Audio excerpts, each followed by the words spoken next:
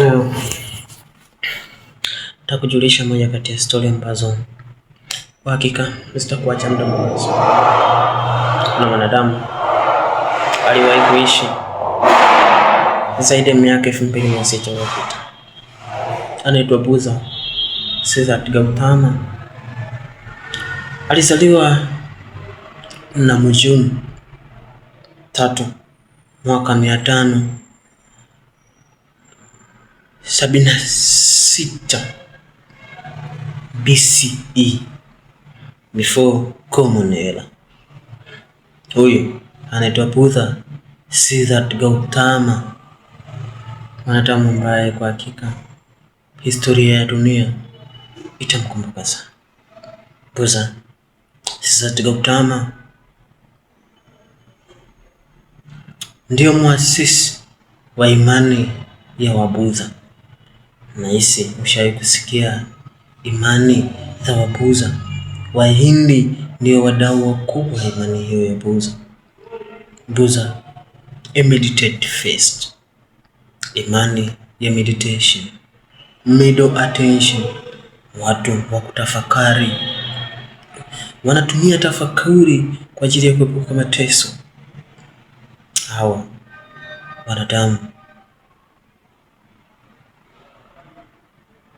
hawaamini uwepo wa Mwenyezi Mungu kama muumba wa vyote. Hawaamini uwepo wa Mwenyezi Mungu kama the creator and the only one. But they believe in their process that Buddha Siddhartha Gautama anatangaza imani ya utajiri. Anaaminisha watu kwa kumfuata yeye unapata utajiri. Huyu ni Buddha Siddhartha Gautama, mwanadamu ambaye amewavutia watu zaidi ya bilioni 1.5 waliopo duniani kwa sasa. Wanaiamini imani ya Buddha na imani ya Kihindu, Hinduism and Buddhism. Its origin is Buddha.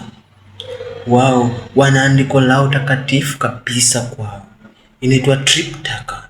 Wakati wa Kristo wakiwa wanajivunia Biblia takatifu, na Waislamu wakiwa wanajivunia Quran takatifu, Waisraeli wakiwa wanajivunia Tanaka, wao wana Tripitaka. Huyu Buddha Siddhartha Gautama ni mwanadamu ambaye amewahi kuishi, amewahi kuexist katika huu ulimwengu. Anavutia, historia yake inafikirisha.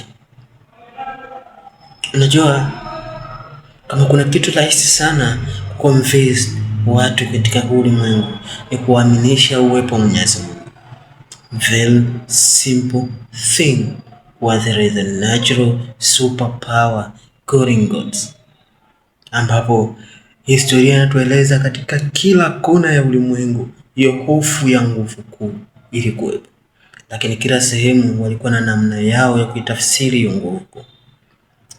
Kama kuna kitu rahisi kuwaelekeza watu ni kuambia uwepo wa Mwenyezi Mungu, lakini kuambia kuwa hakuna Mwenyezi Mungu na ukawaaminisha watu zaidi ya bilioni 1 na milioni 500 wanaounda hizo imani ya Buddha na Hinduism is not for everyone. This man is so intellectual, ana akili zilizomisilika, ni elite man.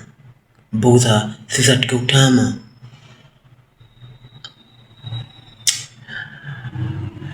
mwangalia huyu, ndio Buddha mwenyewe. Buddha Siddhartha Gautama is the founder of Buddhism, is the founder of Hinduism. Leo katika historia ya ulimwengu tunamsoma huyu mwanadamu aliyewahi kuexist zaidi ya miaka 2600 iliyopita, zaidi ya miaka 600 kabla ya kuzaliwa, kuishi, kufa na ufufuko wa Yesu Kristo kama anavyokiriwa kwa mujibu wa imani ya Kristo, au kuzaliwa, kuishi, kufa kama anavyokiriwa kwa imani za Kiyahudi, lakini kuzaliwa, kuishi na kupaa mbinguni kama ambavyo anavyokiliwa kwa imani za Kiislamu. Isa ibn Maryam wa mwanadamu na pia Mwenyezi Mungu aliwahi kuexist kwenye huu ulimwengu kwa mujibu wa Islam. Aliishi then akafananishwa kufa. Kwa hakika hakufa, ila alipalizwa mbinguni na ameketi kuume kwa Mungu Baba. Islam ina declare hicho kitu. Kwa Christianity, misingi yake ya imani ni kuwa lazima ukiri kwa Yesu Kristo ni mwana wa Mungu aliyekuja ulimwengu for the mission ya kuokoa ulimwengu. Kwa kupigwa kwake sisi tumepona, kwa kupigwa kwake dunia imekuwa sehemu salama ya kuishi. Hivyo ndivyo Wakristo wanavyomfahamu Yesu Kristo. Yesu alikuja miaka 600 baada ya kuexist kwa Buddha za Gautama. Angalia huyu mwanadamu alipokuwa na nguvu zaidi ya miaka 2600, bado anatajwa kuni miongoni mwa wanadamu wenye ushawishi mkubwa duniani. Katika historia ya ulimwengu inamtaja Nabii Yoshua, Isa ibn Maryam, Yesu Kristo mfalme wa ulimwengu, kwa aliweza kuishi na ndio mwanadamu maarufu zaidi, mwanadamu mwenye mvuto kuliko mwanadamu yoyote yule katika historia ya ulimwengu. Ulimwengu unamfahamu Yesu, lakini ulimwengu huo hauachi kumfahamu Buddha Siddhartha Gautama miaka zaidi ya 2600 iliyopita. Zaidi ya miaka 600 iliyopita. Alitangulia miaka zaidi ya 600 kabla ya ujio wa Yesu Kristo. Hakika Buddha mshikaji ambaye anachekesha sana. Aliwaaminisha watu kwa hakuna Mwenyezi Mungu. Na yeye ndio the founder of this faith. Yaani hawa ambao tunawaita wapagani, ambao hawaamini juu ya uwepo wa Mwenyezi Mungu. Mwamba wao ni Buddha Siddhartha Gautama. Mimi ni Ansel Julius. Nipo hapa site na kuandalia moja kati ya makala bora kabisa zinazomhusu mwanadamu huyu aliyewahi kuexist kwenye huu ulimwengu.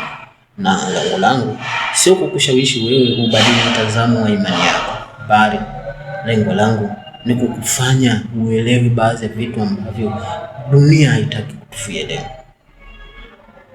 Kwa nini Buddha Siddhartha Gautama aliweza kufanikiwa kwa namna hii kubwa?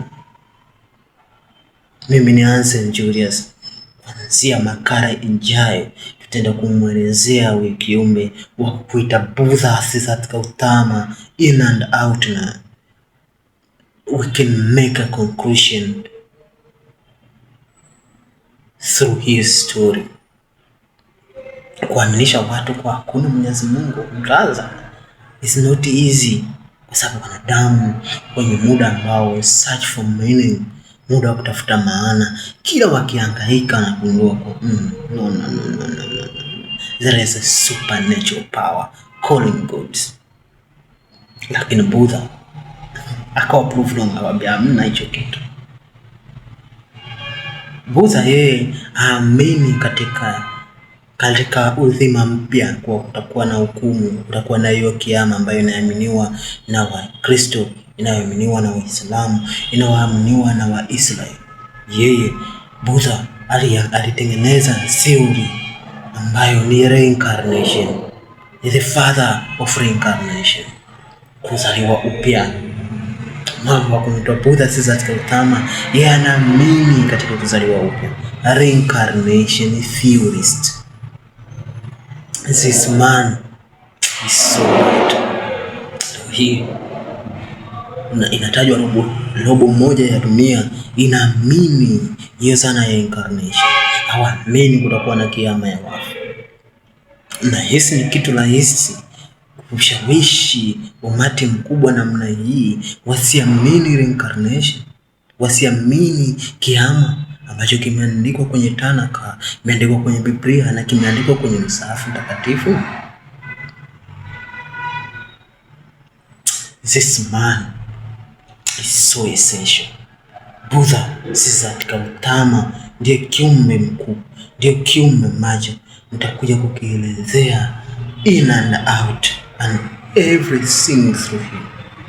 makala Mfahamu Budha inakuja. Mfahamu Budha si katika utama. Budha si katika utama. My name is Anse Julian na hii ni Panse Family. Ni katika tu harakati za kuhabarishana story 1, 2, 3. Asante. I'm coming back.